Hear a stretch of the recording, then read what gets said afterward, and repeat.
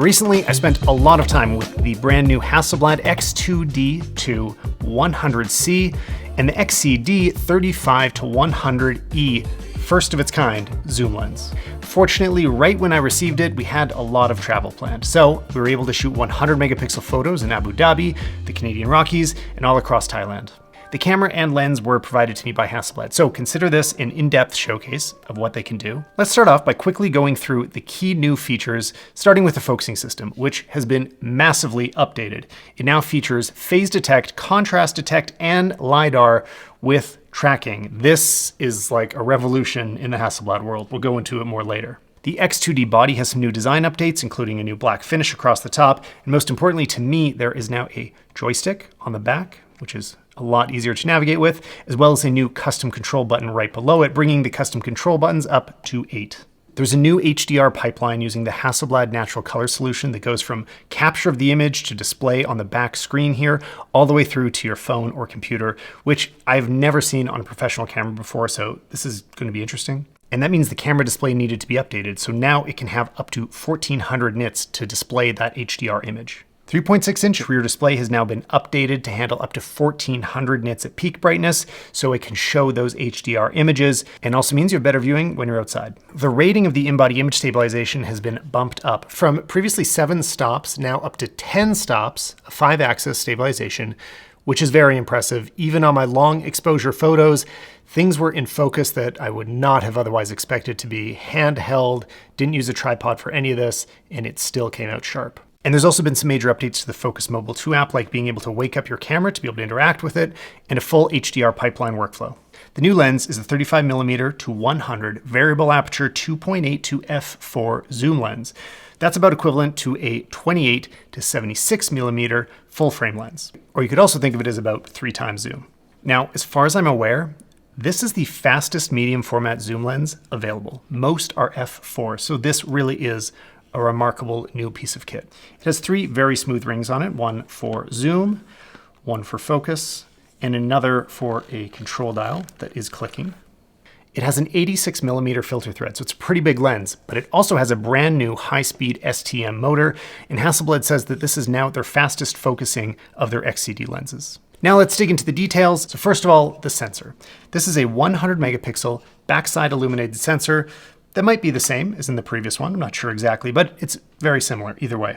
And it's important to note with Hasselblad cameras, there's no hybrid shooting here. These are not video cameras. These are for photographers only. The sensor is 43.8 by 32.9 millimeters.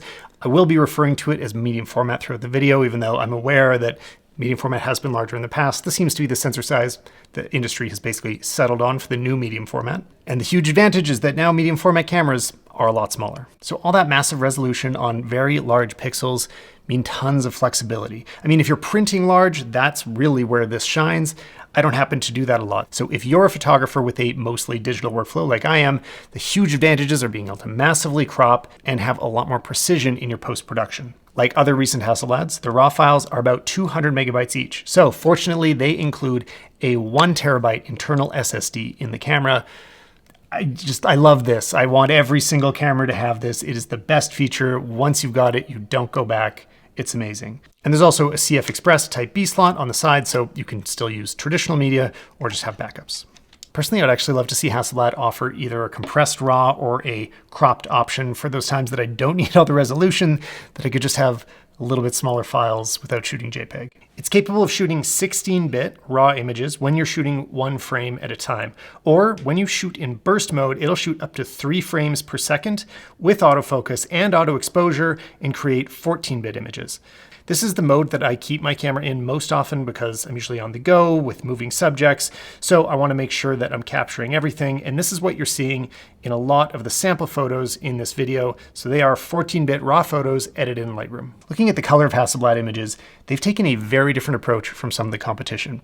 If you've seen Fujifilm cameras, like they're leaning way in to film emulation, right? It's like looking like film, it's adding grain, it's doing all these things to capture very different looks. Hasselblad is all about color accuracy. There's only one profile, like you don't select a preset, you don't choose any settings. The colors are the colors out of a Hasselblad, and they look amazing. This is what they call their Hasselblad natural color solution, and natural is the right word for this. Like these colors just look like the world in a good way. It's really nice to see. Now, if you're either shooting JPEG, HEIF files, or you're editing your RAW files through the Focus Mobile 2 app, you can take advantage of their full HDR pipeline. And we don't generally publish our photos in HDR, but what's really nice is just seeing that HDR preview right on the back of the screen as you're shooting. I edit most of my files in Lightroom, and it actually does a great job of matching that natural color of Hasselblad. The profile is very similar, which it's not always the case. So for a lot of the examples I'm showing you, I'm not applying my usual Lightroom presets. Like, I'm trying to keep things pretty neutral, just basically correct them towards a natural look in the spirit of Hasselblad colors. And by the way, if you're looking for travel inspiration or itineraries for Abu Dhabi or Alberta, Canada, or Thailand, all of those are available on Anya B's Instagram page. It's at Anya B. We've posted it all there. Worked very hard on it. There's been a lot of running around this year, so I hope you check it out. Give her a follow. In terms of dynamic range, Hasselblad rates this camera at 15.3 stops, whereas the X2D was actually 15 stops. So there's a little bump in performance there.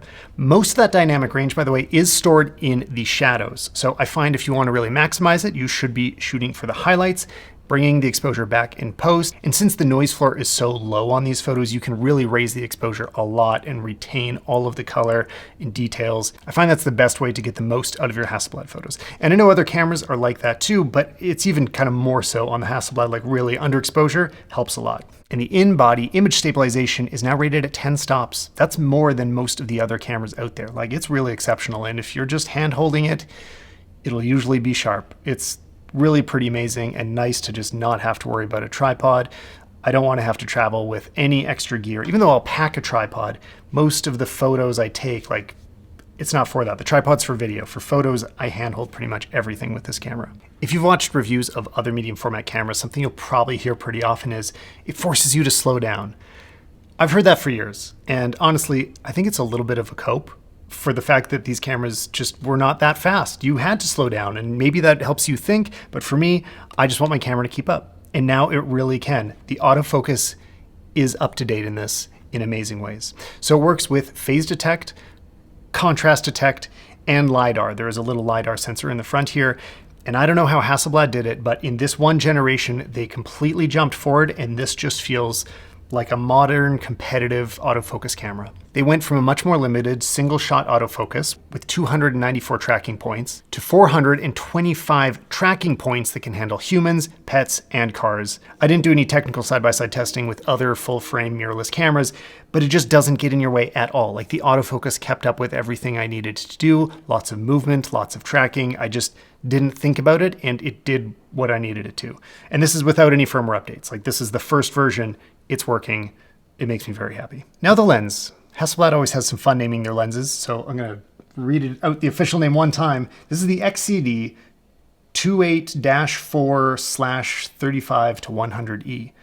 I'm going to be calling it the 35-100 XCD lens. And this fills the role of your standard zoom lens, so 28 to 76 millimeter. This is what you want at a wedding or an event or traveling around the world. Whatever you're doing, like, this will just cover it all. And although it's not a small lens, I'm amazed that they were able to get something this size to be f2.8 to f4. And full frame shooters might be raising an eyebrow at that variable aperture, like 2.8 to f4. Why isn't it just fixed 2.8?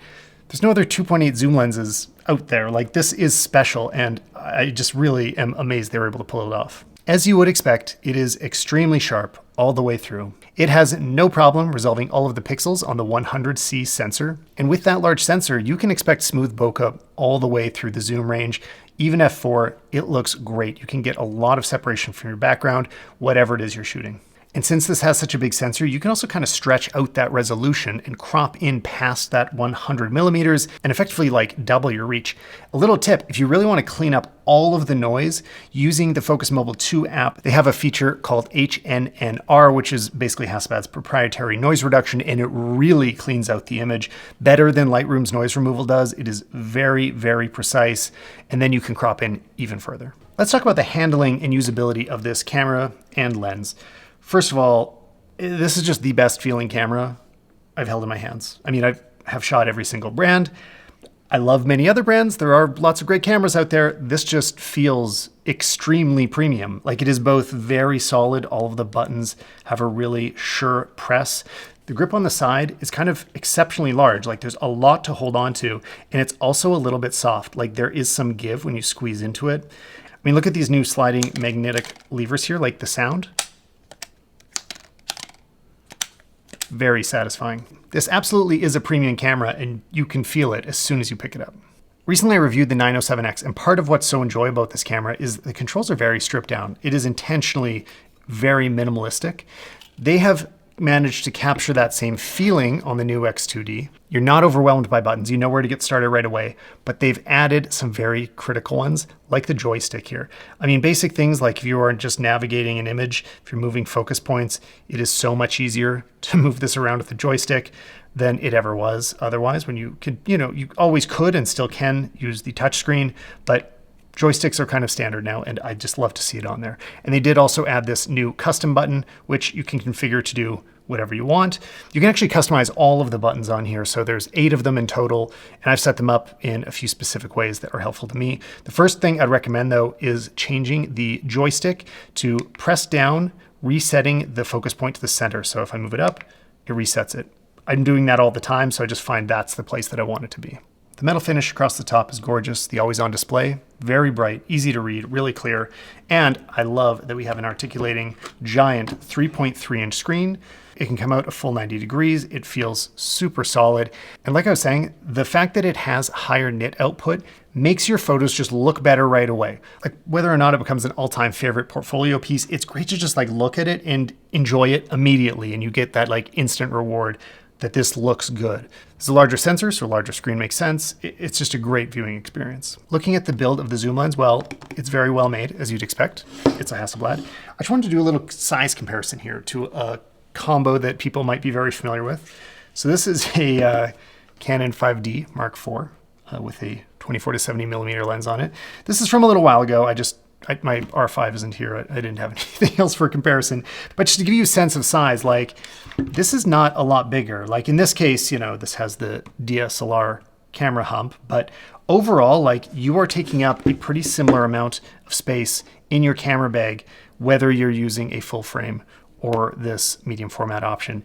And it's just amazing that we're at that point that you can basically just choose what feels right for the job, not based on like what do you have space for, especially if you're traveling with limited luggage like we are. And this lens is compatible with any of the X systems, so let's just take a look at it on the 907 just for fun. So there it is on the 907X. It's quite the combo. And by the way, if you're wondering, this is 894 grams. That's how much the lens weighs. This camera has already traveled thousands of miles with us and taken many thousands of photos, and it's been able to keep up. And I think that's the big takeaway here, is that medium format is no longer the big, slow option. It was able to perform in all the ways that I would hope a full frame camera could, and there's never ever any moments that I felt like I was waiting on it or being slowed down by the camera, even though it has all of that massive image quality. So if you want to know anything more about the X2D II, or you have any questions, let me know in the comments below, and I'll see you guys in the next video.